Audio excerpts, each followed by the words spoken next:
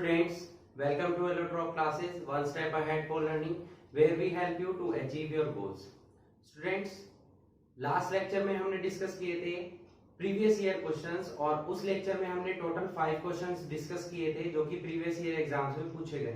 Okay, इस lecture में भी हम डिस्कस करने वाले हैं next 5 important previous year questions को जो कि multiple times previous year exams में रिपीट हो चुके हैं एंड आई होप आगे आने वाले एग्जाम्स में भी पूछे जा सकते हैं।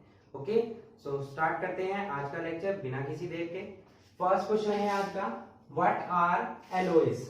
Give 2 examples of LOS.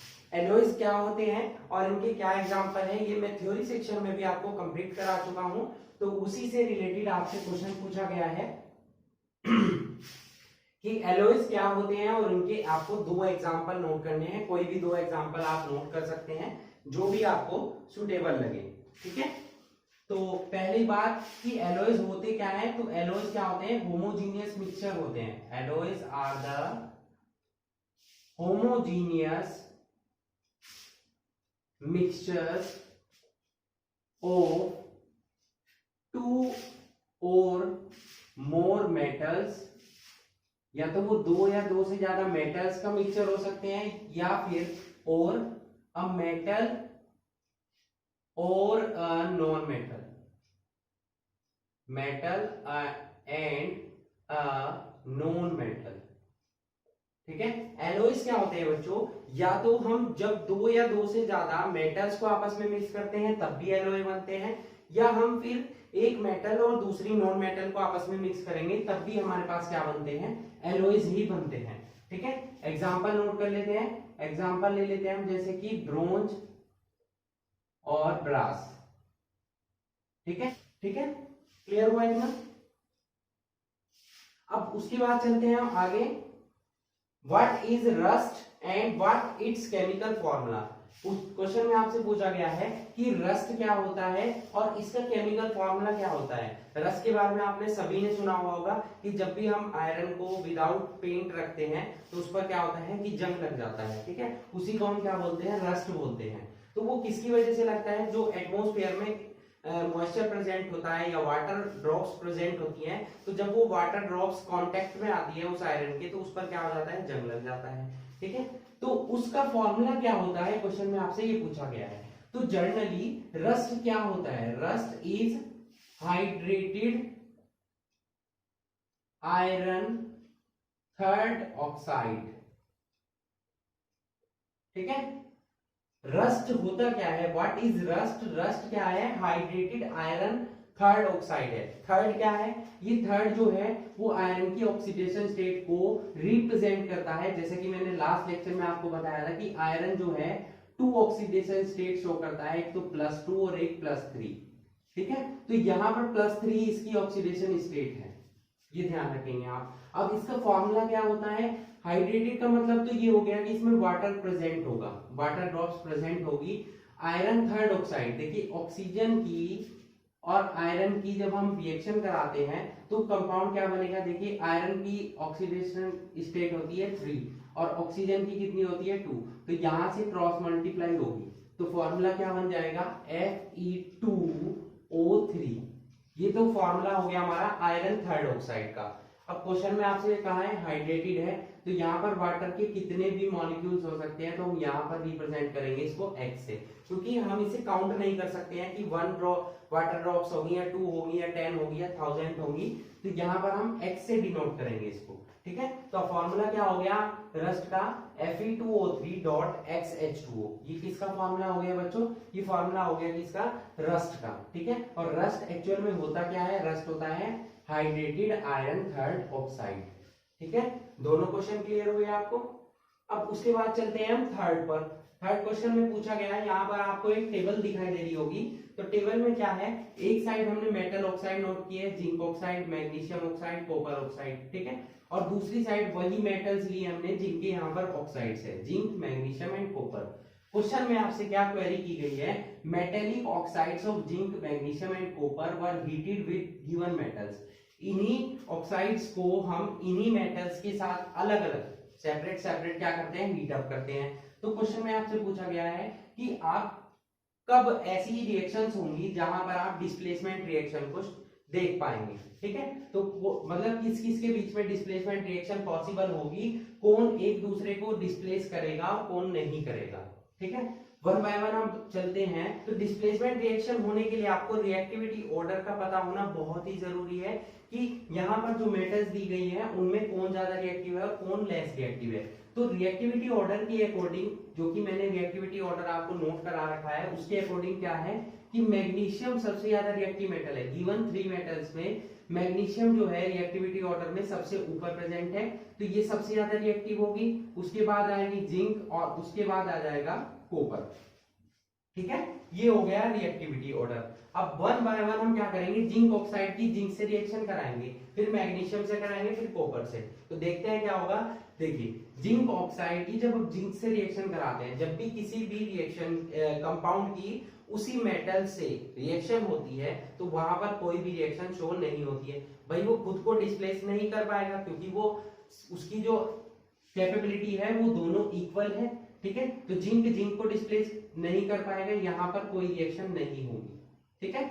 Magnesium जो है जिंक से ज्यादा रिएक्टिव है, तो मैग्नीशियम क्या करेगा, जिंक को डिस्प्लेस कर पाएगा, तो यहां पर क्या हो जाएगा, डिस्प्लेसमेंट रिएक्शन होगी। और कॉपर क्या है, लेस रिएक्टिव है। देखिए कॉपर जो है जिंक से लेस रिएक्टिव है, तो यहां पर कोई रिएक्शन नहीं होगी। अब बात आएगी मैग्नीशियम ऑक्साइड की। जब हम जिंक से रिएक्शन कराएंगे मैग्नीशियम से और कॉपर से, तो क्या होगा, जिंक जो है लेस रिएक्टिव है तो कोई रिएक्शन नहीं होगी। मैग्नीशियम खुद को डिस्प्लेस नहीं करेगा तो इसलिए यहाँ पर भी कोई रिएक्शन नहीं होगी। और कॉपर भी लेस रिएक्टिव है तो यहाँ पर भी कोई रिएक्शन नहीं होगी, ठीक है। बात आएगी कॉपर ऑक्साइड की।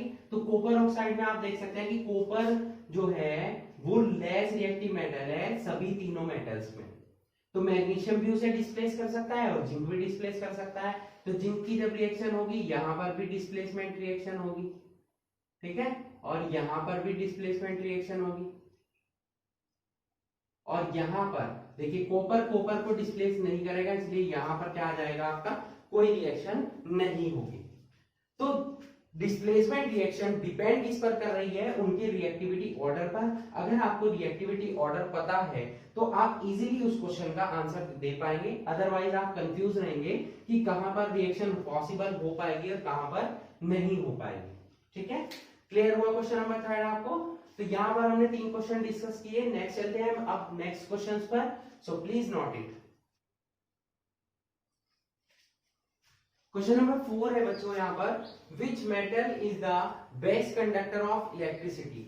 इलेक्ट्रिसिटी का जो बेस्ट कंडक्टर है, मतलब जो इजीली क्या कर पाता है, इलेक्ट्रिसिटी को अपने थ्रू कंडक्ट कर पाता है, ठीक है। उसकी इलेक्ट्रिसिटी को कंडक्ट करने की पावर सबसे ज्यादा है। तो ऐसी मेटल कौन सी मेटल होती है, तो ऐसी मेटल है सिल्वर, ठीक है।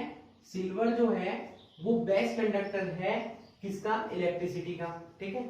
हम घर पर क्यों नहीं यूज करते हैं इलेक्ट्रिसिटी के कंडक्शन के लिए सिल्वर मेटल को, क्योंकि वो ज्यादा कॉस्टली है। तो उसकी जगह हम क्या करते हैं, एल्यूमिनियम या कॉपर इस टाइप के वायर यूज करते हैं, क्योंकि वो ज्यादा कॉस्टली नहीं होती है। हालांकि वो भी बेस्ट कंडक्टर है इलेक्ट्रिसिटी के, बट अगर हम ओवरऑल देखें तो सिल्वर जो है वो बेस्ट कंडक्टर होता है इलेक्ट्रिसिटी का। उसके बाद आते हैं आपके कॉपर और एल्यूमिनियम, ठीक है। क्लियर।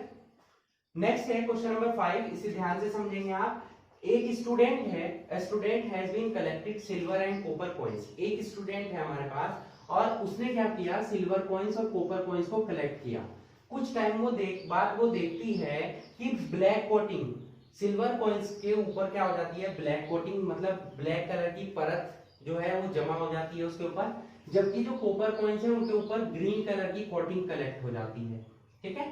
दोनों के ऊपर क्या देख रहे हैं आप कि सिल्वर कॉइन्स पर तो ब्लैक कोटिंग हो रही है और जो हमारे पास कॉपर कॉइन्स है उनके ऊपर क्या हो जाती है, ग्रीन कोटिंग कलेक्ट हो जाती है, ठीक है, परत बन जाती है।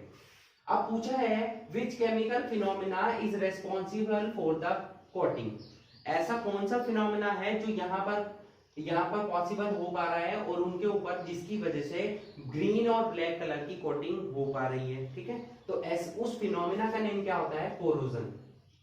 जब भी कोई मेटल खराब होती है और उसके ऊपर क्या है, कि दूसरी लेयर बन जाती है तो उसकी अपर लेयर है वो खराब हो जाती है, कोरोड हो जाती है, तो उस प्रोसेस को हम क्या बोलते हैं, कोरोजन। रस्टिंग भी कोरोजन का ही टाइप है, ठीक है, ध्यान रखेंगे। रस्टिंग भी किसका टाइप है, कोरोजन का ही टाइप है, जो कि आयरन में होता है, क्योंकि आयरन में भी क्या होता है, उसके ऊपर रस्ट यानी कि जंग की एक परत बन जाती है, लेयर बन जाती है, उसको भी हम क्या बोलते हैं, कोरोजन ही बोलते हैं, ठीक है। अब नेक्स्ट पूछा है, right the chemical name of black and green coatings, ठीक है, इस टाइप के क्वेश्चन एग्जाम में बहुत पूछे जाते हैं। Right the chemical name and black and green coating. तो ब्लैक कोटिंग पहले हम बात करेंगे ब्लैक कोटिंग की। ब्लैक कोटिंग किसकी होती है, देखिए ब्लैक कोटिंग किसके ऊपर आ रही है, सिल्वर कॉइंस के। तो सिल्वर जो मेटल है वो एटमॉस्फेयर की H2S गैस से क्या करती है, H2S गैस से, सल्फर डाइऑक्साइड गैस से, सल्फर के कंपाउंड से रिएक्शन करती है और किसका फॉर्मेशन करती है, सिल्वर सल्फाइड का। तो ये जो ब्लैक कोटिंग है वो किसकी होती है, सिल्वर सल्फाइड Ag2S, ठीक है। अब उसके बाद ग्रीन कोटिंग की बात करें तो ग्रीन कोटिंग जो है वो कॉपर के ऊपर आती है और वो किस वजह से होती है, वो होती है बेसिक कॉपर कार्बोनेट की वजह से। जो एटमॉस्फेयर में कार्बन डाइऑक्साइड गैस प्रेजेंट होती है उसकी वजह से कॉपर के ऊपर जो है कॉपर कार्बोनेट, जो कि बेसिक प्रॉपर्टी शो करता है, उसकी लेयर बन जाती है CuCO3 की। ओके, किसकी लेयर बन जाती है, CuCO3 की बनेगी ग्रीन कोटिंग किसके ऊपर, कॉपर कॉइंस के, और ब्लैक कोटिंग जो बनेगी वो बनेगी सिल्वर कॉइंस के ऊपर, जो कि होगी किसकी, सिल्वर सल्फाइड की। दोनों के फॉर्मूले मैंने यहाँ पर नोट कर दिए हैं, Ag2S और CuCO3। क्लियर हुआ, क्लियर हुआ ये क्वेश्चन आपको। तो स्टूडेंट्स आज हमने डिस्कस किए टोटल 5 क्वेश्चंस इस लेक्चर में, जो कि प्रीवियस ईयर एग्जाम से रिलेटेड हैं, और आप इन क्वेश्चंस की अच्छे से प्रैक्टिस कीजिए और अच्छे से इन क्वेश्चंस को लर्न कीजिए। Okay students, hope you enjoyed the video and thanks for watching.